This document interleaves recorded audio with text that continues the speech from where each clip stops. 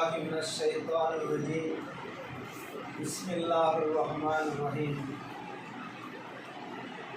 الحمد لله نحمده ونصلي على رسوله الكريم أما بعد فقد قال الله تعالى في القرآن العظيم يا أيها الذين آمنوا اتقوا الله حق تقاته ولا تموتن إلا وأنتم مسلمون صدق الله العلي العظيم.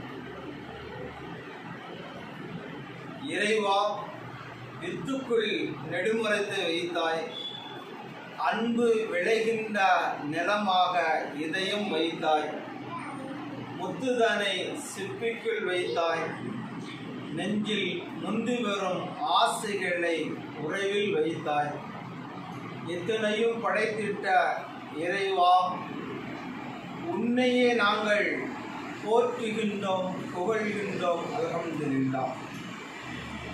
சத்திய தூதர், சருக்குண்ண சம்பன்னர், சமாதான பிரியர், கண்மணி நாயகம் ரசூலுல்லாஹி ஸல்லல்லாஹு அலைஹி வஸல்லம் அன்னவர்கள் மீதும், அன்னவர்களின் குடும்பத்தார்கள், அன்னவர்களின் வாழ்க்கை வழிமுறைகளை தவறாது பின்பற்றி வாழ்ந்து சென்ற சத்திய சஹாபாக்கள், தாபீன்கள், தபா தாபீன்கள், சுகதாக்கள், முத்தகீன்கள், அவுலியாக்கள், அம்பியாக்கள் மீதும், குறிப்பாக நாம் அனைவர்கள் மீதும் அல்லாஹுவின் கருணையும் கண்மணி நாயகம் ரசூலுல்லாஹி ஸல்லல்லாஹு அலைஹி வஸல்லம் அன்னவர்களின் ஷஃபாஅத்தும் என்றென்றும் எந்நாளும் எந்நேரமும் என்றும் நிலவட்டுமாக என்று இறைவனை பிரார்த்தித்து எனது சிறிய ஒரு உரையை ஆரம்பம் செய்கிறேன்.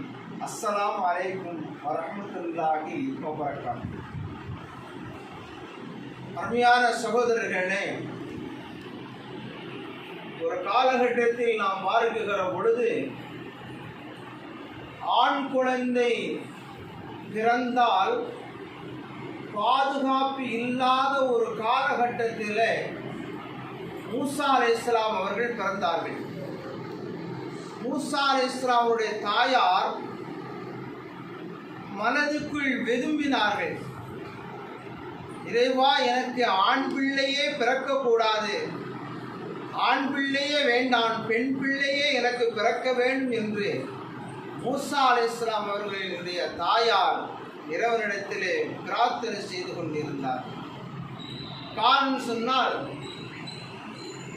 அந்த காலம் ஒரு கொடூரமான ஒரு காலம். ஃபிரௌனுடைய அட்டகாசங்கள், அநியாயங்கள், அக்கிரமங்கள் எல்லாம் அதிகரிக்கப்பட்ட காலம். ஒரு ஆண் குழந்தை பிறந்து விட்டால் தனது ஆட்சிக்கும் அதிகாரத்திற்கும் பதவிக்கும் அது கேடாக வந்துவிடும் என்று சூரியக்காரர்கள் எல்லாம் ஃபிரௌனிடத்தில் எடுத்து சொன்ன செய்திகளை வைத்துவிட்டு அன்றைய பொழுதிலேயே ஃபிரௌன் தன்னுடைய அடியாட்களிடம் அரசு ஆணை பிறப்பிக்கிறான். தன்னுடைய கூட்டத்தார்களுக்கு, தன்னுடைய அதிகாரிகளுக்கு, தன்னுடைய கட்டுப்பாட்டில் இருக்கிற அத்துணை பேர்களுக்கும் ஃபிரௌன் ஒரு கட்டளை பிறப்பிக்கிறான். இன்றிலிருந்து பிறக்கக்கூடிய ஆண் குழந்தை பிறந்து விட்டால் அந்த குழந்தையை உடனடியாக கொலை செய்துவிட வேண்டும் என்று கட்டளை உத்தரவு பிறப்பிக்கிறார். ஆக அப்படிப்பட்ட ஒரு காலகட்டத்தில் தான் மூசா அலைஹிஸ்ஸலாம் அவர்கள் தன்னுடைய தாயாரின் வயிற்றிலே வளர்ந்து கொண்டிருக்கிறார்கள். இப்பொழுது அல்லாஹ் பார்க்கிறான், மூசா அலைஹிஸ்ஸலாம் அவருடைய தாயாரிடத்திலே சொல்லுகிறான், உங்களுடைய மகனை நீங்கள் பெற்றுக்கொள்வீர்கள், ஒரு ஆண் மகனை நீங்கள் பெற்றுக்கொள்வீர்கள், அவரை நான் பாதுகாப்பேன், அவரை நான் தூதராக ஆக்குவேன், எனவே நீங்கள் பயப்பட வேண்டாம் என்று இறைவன் மூசா அலைஹிஸ்ஸலாம் அவருடைய தாயாருக்கு சிறப்பு செய்தியாக சொல்லுகின்றார். ஒரு காலம் வருகிற பொழுது வயிற்றில் வளர்ந்து கொண்டிருந்த ஆண் குழந்தை பிறந்து விடுகிறது. ஆண் குழந்தை பிறந்த உடனேயே அவருடைய தாயாருக்கு ஒரு பதட்டமான ஒரு சூழ்நிலை. எப்படி நம்முடைய மகனை பாதுகாக்க போகிறோம், எப்படி நமது மகனை வளர்க்க போகிறோம், எப்படி நமது மகனுக்கு நாம் பாலூட்ட போகிறோம் என்ற ஒரு பதட்டமான சூழ்நிலை எல்லாம் ஏற்பட்ட பொழுது அல்லாஹ்வுடைய சுப செய்தி சொல்லப்பட்டது அல்லவா? உங்களுடைய மகனை நாங்கள் பாதுகாப்போம், உங்களுடைய மகனை தூதராக ஆக்குவோம், உங்களுடைய மகனுக்கு நீங்களே பாலூற்றி வளர்ப்பீர்கள் என்ற சுப செய்தி அல்லாஹ் சொன்னான் அல்லவா? அந்த ஒரு வார்த்தை அவர்களுக்கு ஆணித்தரமாக இருந்தது. இறைவன் பாதுகாப்பான் என்ற ஒரு ஆணித்தரமான நம்பிக்கை இருந்தது. குழந்தை பிறந்த உடனேயே மூசா அலைஹிஸ்ஸலாம் அவர்கள் பச்சிளம் குழந்தைகளாக இருக்கிறார்கள், உலகம் அறியாத குழந்தைகளாக இருக்கிறார்கள். தாயந்து யாரு தெரியாத அந்த பச்சிளம் குழந்தையை ஒரு பெட்டியில் வைத்துவிட்டு, ஒரு பெட்டியில தூக்கி வைத்துவிட்டு நைல் நதி ஆற்றிலே அப்படியே விட்டு விடுகிறார்கள். ஆற்றில் தண்ணீர் சென்று கொண்டு இருக்க அதன் மீது மூசா அலைஹிஸ்ஸலாம் அவர்கள் பச்சிளம் குழந்தைகளாக மிதந்து அந்த இதிலே சென்று கொண்டு இருக்கிறார்கள். என்றாலும் கூட பெற்ற தாயினுடைய மனசு பதறும் அல்லவா? தன் பிள்ளையை ஒரு பெரிய ஆற்றில் பெட்டியில் தூக்கி வைத்து நாம் அனுப்பிவிட்டோமே, நம்முடைய பிள்ளையுடைய நிலைமைகள் என்னவாகும் என்ற ஒரு பதட்டமான அந்த சூழ்நிலையிலே தன்னுடைய மகளை மூசா அலைஹிஸ்ஸலாமுடைய அக்காவை அனுப்பி வைக்கிறார்கள். உன்னுடைய தம்பி இந்த நைல் நதி பெரும் ஆற்றிலே அவன் கடந்து சென்று கொண்டிருக்கிறான். அப்படி அவன் சென்று கொண்டிருக்கிற பொழுது நீ பின்தொடர்ந்தே செல்லப்பட வேண்டும்.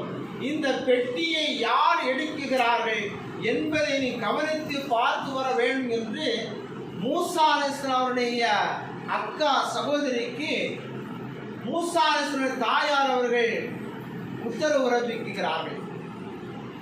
தாயாருடைய அனுமதி பெற்று மூசா அலைஹிஸ்ஸலாம் அவர்கள் பச்சிளம் குழந்தைகளாக சென்று கொண்டிருக்கிற ஆற்றின் நதியிலே பின்தொடர்ந்து சென்ற பொழுது, வெகு தூரம் சென்ற பொழுது அங்கு ஒரு அம்மையார் அவர்கள் அந்த பெட்டியை தூக்குகின்றார்கள். ஆற்றில் தண்ணீர் ஓடிக்கொண்டிருக்கிறது, ஆறு நிறைய தண்ணீர்கள் ஓடிக்கொண்டிருக்கிறது. அந்த ஆற்றில் ஒரு அழகான பெட்டி ஒன்று மிதந்து கொண்டிருக்கிறது என்று நினைத்து அந்த அம்மையார் அந்த பெட்டியை எடுத்து பார்க்கிறார்கள்.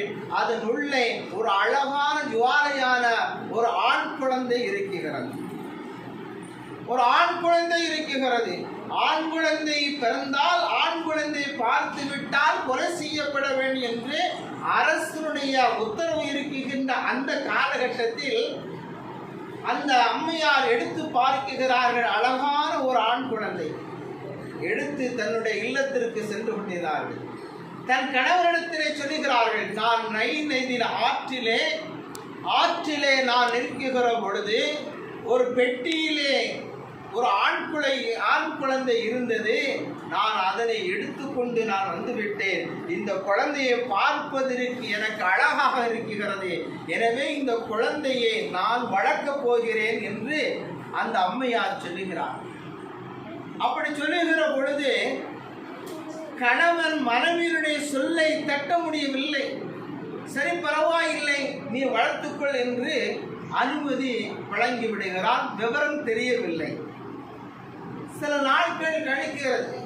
தன்னுடைய கையில் கிடைக்கப்பட்ட குழந்தையை அவர்கள் வீட்டிற்குள் வைத்துவிட்டு இப்பொழுது ஆலோசனை செய்கிறார்கள். என்ன ஆலோசனை என்றால், இந்த குழந்தையை பராமரிப்பது யார்?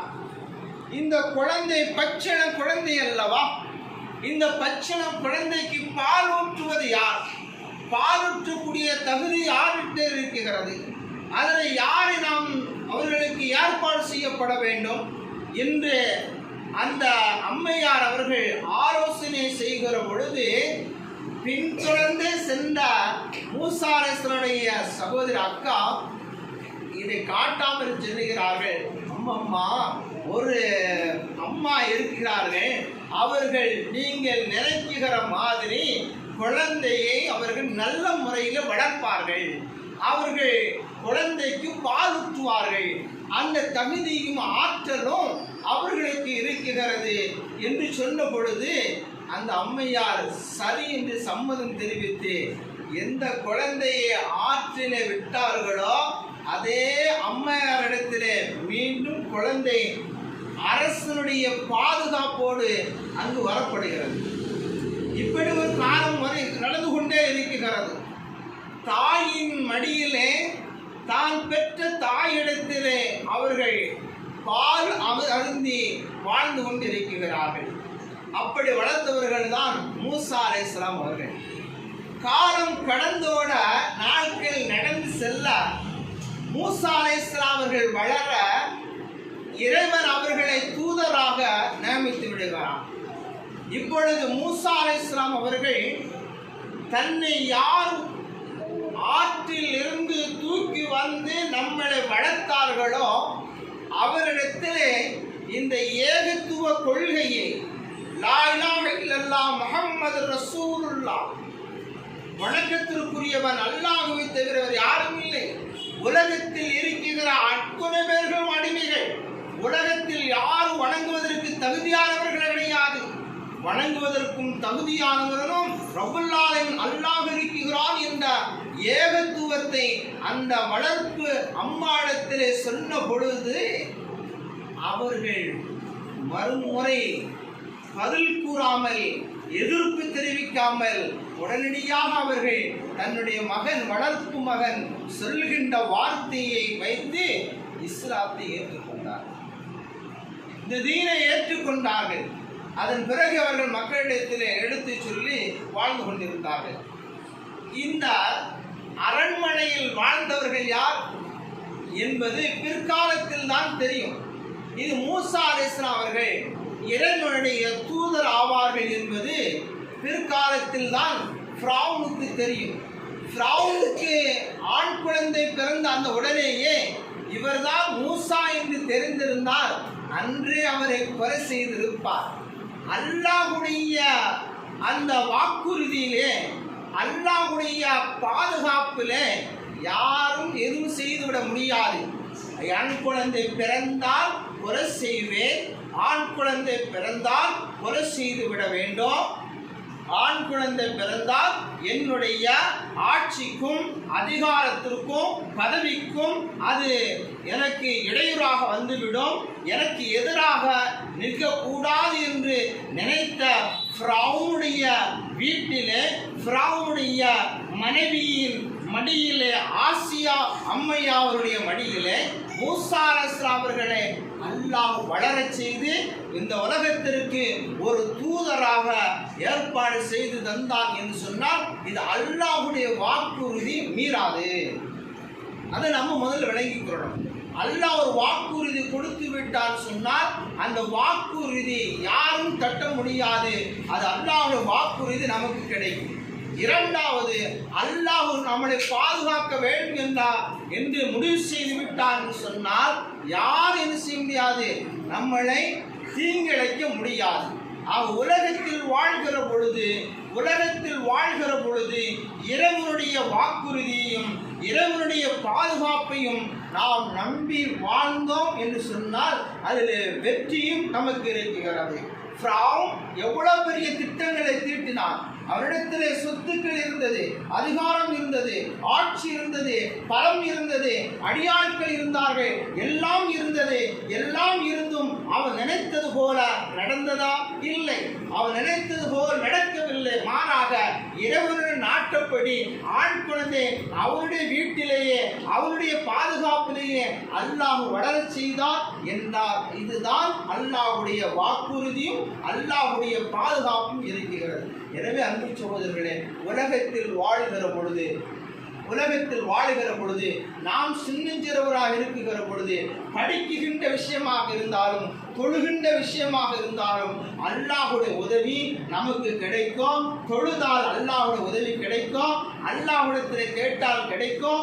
அல்லாஹ்விடத்திலே கேட்டால் பாதுகாப்பு கிடைக்கும் என்ற வாக்குறுதி மீது நாம் முழு நம்பிக்கையோடு இருந்தோம் சொன்னால், நிச்சயமாக மூசா அலைஹிஸ்ஸலாம் அவர்களுடைய தாயார் பதற்ற நிலையில் இருந்தபோது எப்படி அல்லாஹ் வாக்குறுதி கொடுத்தாரோ அந்த பதற்ற நிலைமை மாறி வாக்குறுதி நம்பி இருந்தார்களோ, அதுபோல நமக்கும் அல்லாஹ் தஆலா அந்த வாக்குறுதியில் இருந்து ஒரு மாற்றத்தை தருவார். ஃபிரௌன் அழியப்பட்டார். ஃபிரௌனுடைய செயலால் மக்கள் அவனை கேவலப்படுத்தினார்கள், இழிவுபடுத்தினார்கள். இன்றும் அவனை சொல்லிக் கொண்டிருக்கிறார்கள். மூசா அலைஹிஸ்ஸலாம் அவருடைய செயல்களையும் நற்செயல்களையும் அவர்கள் செய்த ஏகத்துவத்தினுடைய கொள்கைகளையும் மக்கள் நாம் இன்றும் பேசிக் கொண்டிருக்கிறோம். அது குர்ஆன் சொல்லி தந்து கொண்டிருக்கிறது. எனவே நாம் வாழ்கிற காலங்களிலே, வாழ்ந்து கொண்டிருக்கிற காலங்களே படிப்புகள், ஓதுதல், இது போன்ற செயல்கள், அதுபோல் வீட்டில் இருக்கின்ற நடைமுறைகள் அனைத்திலும் அல்லாஹ்வுடைய உதவி நமக்கு இருக்கிறது. படிக்குகின்றோம், அது அல்லாஹ்விடத்திலே சமர்ப்பிக்கப்பட வேண்டும். படிக்குகின்றோம், அது அல்லாஹ்வுடைய பாதுகாப்பு நமக்கு கிடைக்கப்பட வேண்டும். நல்ல படித்து உயர்ந்த படிப்புகளை படித்து உயர்ந்த பதவிகளை இருப்பதற்கு, மக்களுக்கு சேவை செய்வதற்கு இறைவா நீ உதவி செய்யப்பட வேண்டும். நீ எங்களுக்கு பாதுகாப்புக்கு வழங்கப்பட வேண்டும். உலகெங்கிலும் வாழ்கின்ற எல்லா மக்களுக்கும் உன்னுடைய பாதுகாப்புகளை வழங்க வேண்டும், உதவி செய்ய வேண்டும் என்று கூறிக்கொண்டு உங்கள் அத்தனை பேர்களுக்கும் தருகிறேன் சலாம், பெறுகிற விடை. அஸ்ஸலாமு அலைக்கும் வரஹ்மத்துல்லாஹி வபரகாத்துஹு.